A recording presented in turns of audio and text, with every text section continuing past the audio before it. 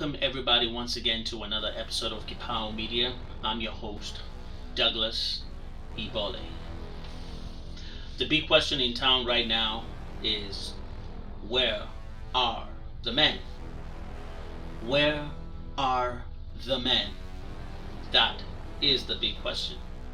This comes after social media circulation of a video that clearly shows an event in central Kenya where it was patronized by women to the max. And I'm talking about almost 95% of the people who patronized that event were women, judging by the videos that we saw. We don't know what was happening in the back, we don't know what was happening on the sides, but that has been the talk of town. But that begs a question. And for those who haven't seen the video, just take a quick peek on this. Wanga hizo trains za majuu hizo za streets.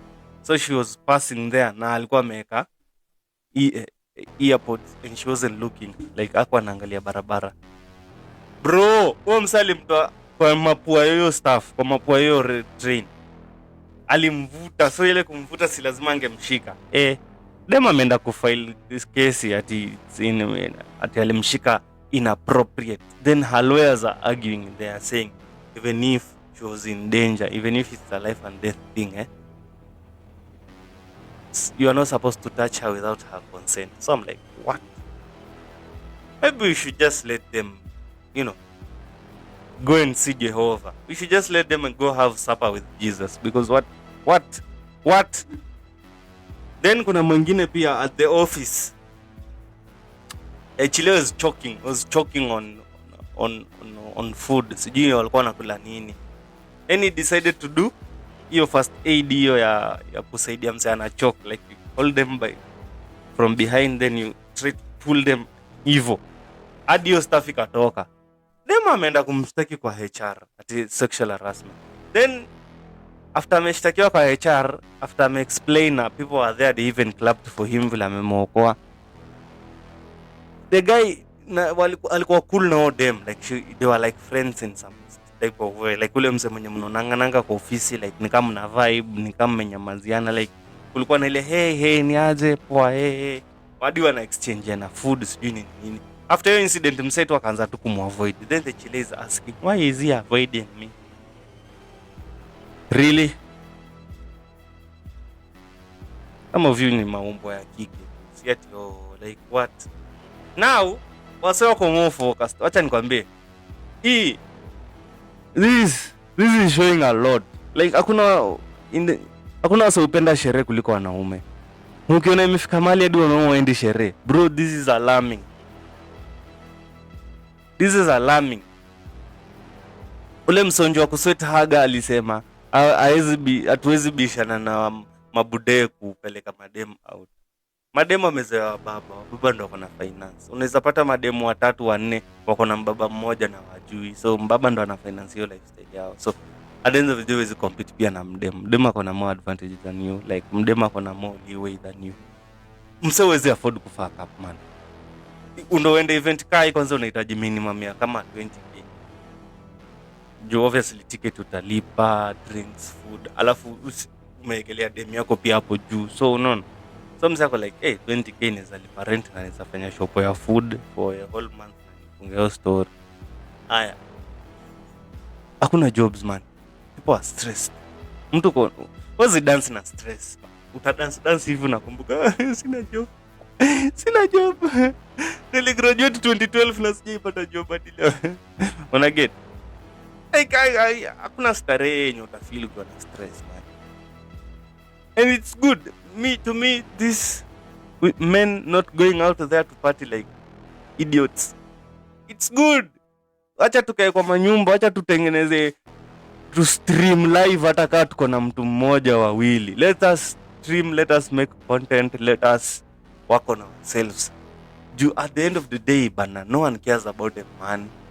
Kwanza machozi ya mwanamume ni useless. Hakuna kitu useless kwa hii dunia kama machozi. Okay, maybe I'm still hurt.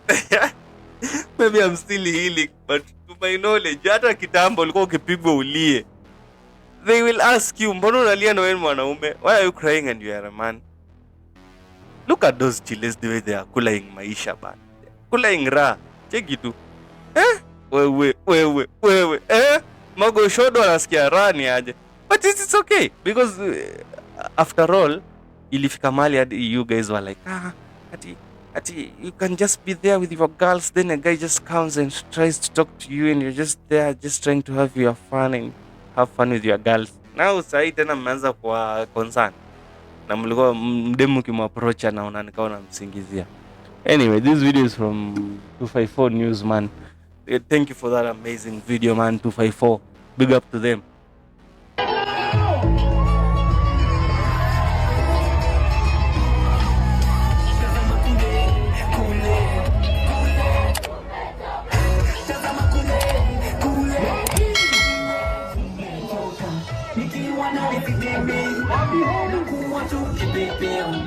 That are being raised about how the event space is like right now, or how the club scene is like right now. And there's a certain baby girl named Sandra Shiku who shared something, and this was after the Mataha festival. I'll try quote a bit of what she said and then we can have a conversation about it. Alikuwa anaandika, where did the Kikuyu boy child go to? Yesterday at the Mataha festival, something really hit me. I was standing there looking at the crowd and I noticed a pattern that keeps repeating itself, and this is something that nobody wants to talk about. The crowd is mostly women, and honestly, good for them. They've been empowered, they're earning, and they can afford to show up. But where is the Kikuyu boy child? So in short, kwenye mabukla, kwenye concerts nowadays, there's more women attending than men. Like, the men are nowhere to be seen. And honestly, the economy right now is quite tight and tough, but there's also been a lot of opinions about the fact that maybe baby girl amempoweriwa sana, tunasahau mandem kidogo. And I wanted us to have a conversation about that. Do you think that the boy child was not prepared for the empowered girl child? Or did we just honestly forget about the boy child? Because the whole essence of empowerment was not to forget one gender at the expense of the other. It was just, just to make sure that at least we're kind of at par. Guys, let me just say this. First of all, mambo ni mengi, masaa ndio machache. So guys, kuna hii concern ya Kenyan men are not attending parties, Kenyan men are not going to the clubs and so on and so forth. But let me just tell you something. It's not about even empowerment ama nini, kwa sababu most of men huwa tunazaliwa tukiwa empowered already. Like, we don't need to be empowered kutetea watu boy child. Okay, kuna hizo stories za boy child na girl child, lakini most of the time unapatanga boy child amezaliwa tu akiwa empowered. No. Apart from hizo mambo zingine sijui za you're not supposed to cry as a man and all that, hizo ni issues zingine. But now let us get back to the issue at hand. So the reason as why, this is what I think, the reason as why men are not going to the parties and all that, sababu this is a different generation. Our generation yenye anachukua vitu zingine priority because people want to be rich. Hii generation ya Gen Z ni watu wenye wanataka kuomoka bana. Si kama kitambo, like people don't care about their life, alafu wanazaa watu wanaanza kuteseka. This is a different generation. Hii generation yenye ina save for the future. Hii generation yenye inatafuta do. So marembo manze, kwanza hiyo holiday mtaumia vibaya sana kwa sababu watu wanatafuta do na watu wana save do for the next generation. Si hii generation yenye imepita bana, watu walikuwa na nini. But let us listen to other people's opinion and also tell me what you think about this opinion. Where are the men? This is a conversation that is happening right now online. I think for the last couple of days. Maybe I think yesterday. Not quite sure. But more importantly, there's a question where some of us are wondering why men no longer feel clubs, festivals, or church events. But maybe we are asking the wrong question. Men are not missing. Men are evolving. The discussion online is proof that actually something deeper is shifting. Men are quietly, and this is my opinion, men are quietly walking away from the performance culture, from chaos, from spaces that demand that they must prove themselves, that they must prove their fun, that they must prove their faith or their worth. They're not hiding, they're healing. They're learning that peace is louder than music. An interesting discussion online. ati wanaume hawataki kwenda sherehe, ati where did the boy child go to? No, these things are expensive, nani. Hizi vitu, they are not cheap. And sometimes kuna vitu zinaitangwa priorities. There are things, at this point, I think most of us men have learned our lesson. Hizi vitu is not cheap to go to those places. Mumeenda zijui anga what fest. That thing is probably going to cost like maybe 15,000 shillings for you to be there. Probably you have a chick, then she comes with like 15 of her besties. The bill ni yako sasa. Yeah? Leave alone that. Hata it's not even about the money. Because I saw one post that was claiming that most of us men, we are broke. We don't have money to be in such places. Apana. 15,000 shillings spent in that place, yeah, is like paying for ChatGPT for 5 months. Assuming you're paying 3,000 or 3,300 per month. That ChatGPT can be used to make you some decent amount of income. You don't think like that. Let's bring logic into the picture. It is not that men don't have money to be in such places. At one point, you have to sit down and use your brain and say, hey, anyway, my life has been going in this and this manner. Let me just change my ways. We have learned our lesson. And I'll honestly say this, even me have learned my lesson. A research that is happening in the city, or rather that has happened in Nairobi, and Kenya at large, by the way, that is showing that less and less and less men are going out for parties, clubs, Yes. and concerts. That men are slowly becoming a dying breed when it comes to nightlife in Nairobi. And to prove it, yeah, next time you go for a concert, Blankets, whatever concert you're going out for, just look around you, man. Yes. It's the baddies. And they're comfortable, and I'm happy for them. Wajamaa tuko wapi saa hiyo? Tuna criticize on X. Hata msanii kuimba poa. Niliona hiyo story. In fact, it was some event ilikuwa hapo Kiambu na wakaweka hadi mapicha. Sasa unajua kwa event wao kuna mapicha zinapigwa.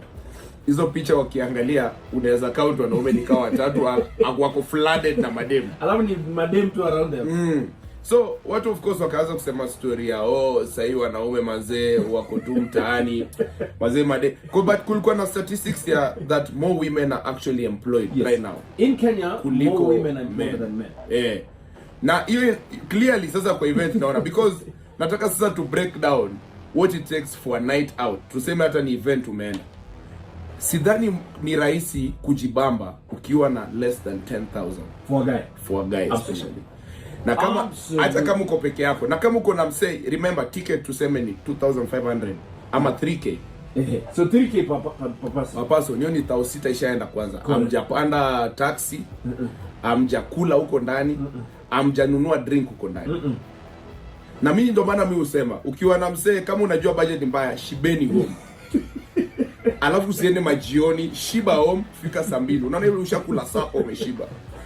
Hiyo first of all hiyo kwa budget ya My sisters, my girlfriends, acha tu niwaambie tu Kenyan ladies manze, ama tu Kenya ama ladies tu, let me just tell you something. Kama wewe ni ule ulikuwa umezoea kubaiwanga drinks kutokea out na wanaume, kwa ama kuenda tu out alafu unapatana na mwanaume na manze utasafa, kwa sababu this is a very different breed. Each generation ya sasa is a very different, kwa sababu let me just ask you, when was the last time ulisikia bwana? Unajua this is a generation yenye hata siku hizi ni ngumu sana kukataa mtoto, like kusema ati kukataa kuruka ball. Hiyo ni generation yenye ilishapita na wakati, unaona?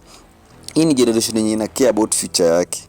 So trust you me, si ati watu wana do, ni venye kuna a bigger priority. Watu men have chosen bigger priority, kwa sababu it is always about men. Wewe unaenda pale, wewe unaenda tu kujibamba, but mwenye atalipa ni mwanaume. So manze mtasafa manze. You guys the way wamenisema you are being employed, itabidi tu mjilipie vitu zenyu, drinks and all that. And asiati tuko na ubaya, because we are also caring about our future, you're caring about our generation. Utaki generation yetu isafe. We don't want our generation to suffer. Let us listen to this lady talking about the same story. Nikiwaambiaga wanaume ni wajanja, mtakangi kusikia. Hamtakangi kusikia. Unaona mmeachiwa festival zenu pekeni. Mmeachiwa festival zenu pekeni kwa sababu kuna better things to do. They have to build their homes. Wanataka kujenga ushago, wanataka kusave pesa za magari, wanataka kusave pesa za kubai nyumba, wanataka kusave pesa za kubai shamba. wanataka kuendeleza masomo yao. They have put the priorities first. 15,000 to 20k. Na hata bado hujaspend kwa msichana mwenye unaenda kumit. Kwanza wataenda kupiganie huko, mtaanza kupigania mwanamume mmoja juu wako kidogo mmeja. Huko 25 and above na mmejazana huko kwa festival, mmejazana kama inzi. Wanaume hawatakuja kwa sababu they have better things to do. Wewe kaa hapo ukikunywa pombe, ukipiga sherehe, utaki ku accept age yako, utaki ku accept kwa umezeeka sasa, uachie wadogo wako wapige sherehe, una banana tu na watoto, na uko 25 and above. You're supposed to be sitting down learning how to cook chapatis, learning how to make a meal for your husband, just preparing yourself to get married. Kufua hata ujui, kupika ujui, kufry chicken ujui, but uko hapo unapiga sherehe. Utaenda kwa nyumba ya nani wewe sasa? Utaenda kwa nyumba ya nani? Men are packaging themselves. Ndio manake nawaambia they are the prize now. They are packaging themselves to be husbands. Wanatengeneza nyumba, waeke vizuri, waeke kila kitu sawa. Ndio at least ile time wako ready to marry, they can even pay dowry. They are saving the money. Naongea mambo ya sherehe, atamuoni wanaume kwa festival. Hawatakuja. Hao watu wako na akili zao bana. Walishapiga sherehe wakiwa wadogo campus. As you can see, there has been a lot of commentary on this issue. People have given different opinions. The ladies have spoken, the men have spoken, and the valid views on both sides, but it tends to sort of like bring in a debate whereby we're asking, where are the men? And we find that in these days of red pill, and in these days of sort of like economy, and in these days of sort of like exposure to different social media coming from different countries, especially Western countries, we find there has been an influence in terms of the young men trying not to spend too much, or rather not to spend their money as they used to, or patronize all kinds of events as they used to. The economy doesn't also help. People are looking at, what is the value that I'm getting from attending such an event? Can this money go a long way doing something else? So these has been the conversations, or rather some of the issues that have been coming up. Another question or another issue that has been coming up is some people are saying that the ladies sort of like declared their independence and declared that they don't need any man and they can do it by themselves. So the men, I'm like, okay, fine, all right, let's just chill out on this one, and if you guys don't value us that much, all right, you guys do your thing. So there's been conflicting information and conflicting views about this, and this is something that is quite interesting, especially when you see events after event where we're finding that you're not seeing the ratio balance. Then we have to ask, what is really going on? What are the men thinking? Where are they? And what are the ladies thinking? And what are they doing? So this is has been a controversial topic, and we're looking to find out from you. Just give us your comments. Give us your views of what you think about this situation. I don't want to blame it all on the ladies, I don't want to blame it on the men, but I believe that there's some change in society. I think there's some change in the dating game. I think there's some change in terms of how, especially the young men nowadays are viewing how they interact with the ladies, and what is important to them and what is not important to them. I believe that there is a serious disconnect between the older generation of men and the young ones who are coming up. We're looking at maybe some millennials and mostly Gen Z who have a different approach in terms of dating, in terms of sort of like going with traditional male sort of traditional male roles that were previously expected. Like men were expected to accompany women to events. Men were expected to give them security. Men were expected to buy drinks. Men were expected to drop them back home. So we are finding a situation whereby society has shifted.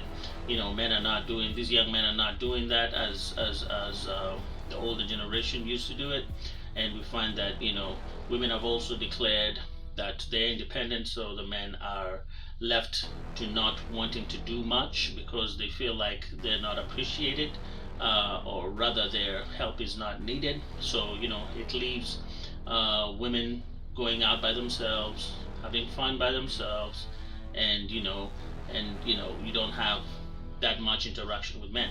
So this brings in other questions. Questions of, okay, so given a scenario like this where you have a lot of women in an event, very few men in that event, what are the dynamics that are playing? Because just like economics, demand and supply, when the demand is high, the price is high. When the supply is high, the demand is low. So this actually changes the equations. For any man who was there in that event, I think their demand was very high, and I think they were valued more. And just through the whole supply and demand thing, and for the women who were there, I'm sure some felt like probably this. Yes, they had enjoyed the time, but they would have loved the company of the opposite sex, just to make it more spicy, more interesting. They would have loved to get more advances from men. Women love being men advancing them, or rather men coming up to talk to them, even if they're not interested. But it shows their value. It shows that they're still in the market. They're still on demand, and that's a morale booster right there. But if you go to an event and you're just all women, and these are your girls, yes, there's time to hang out with your girls, but there reaches a point you really want to interact with the opposite sex and engage in a different way, because you already know your friends, you already know what they like, you already know so much about them. You want to meet new people, and just experience something new. So this phenomena, if it continues like this, I'm sure it's going to be a big problem. And from what I'm hearing on social media, I think there's a big disconnect, and we really need to find out what is really making the young men sort of like fall back in terms of going all the way in terms of the dating scene, and just chasing and looking for women. I think they're just laying back and saying, you know what, I'm just going to focus on me. I'm just going to focus on building myself. I'm just going to focus on what makes me happy, even if it means staying at home and doing the things that I love to do. If it means taking weekends off to do certain projects. If it means me and my boys taking off on a safari, or something like I saw the Mara Nomad, something like that, where boys come together and take their full drives and traverse the whole country, and just bond and experience different things. So there is a shift that is going on, and I believe that this shift is going to be widening from the look of things, and I think that it's going to really put the ladies probably in an awkward position where they will have to approach the men. They will have to look for them. They will have to sort of like have to adjust whatever standards they have in order to be able to just accommodate or interact or be able to be in the company of men, and just have that experience. I believe that also the men need to understand and be able to also create environments whereby they can be able to meet the right people, and they can be able to also interact. So this is an interesting topic. Please throw your comments down there, and let's just give me your views. What do you think about this? Do you think that the disconnect is too big in order that it cannot be brought together, or do you think that the disconnect is small and it can be brought together? Do you think there has to be changes on towards the lady side in terms of the way they approach dating and the way they approach men and their views? Do you think that the men also need to change their views and approach? You know, there's right answers on both sides and wrong answers on both sides. So please let me know in the comment section, and we might just approach this topic once again. This is Kipao Media, and I'm your host, Douglas Ibole. Until we meet again.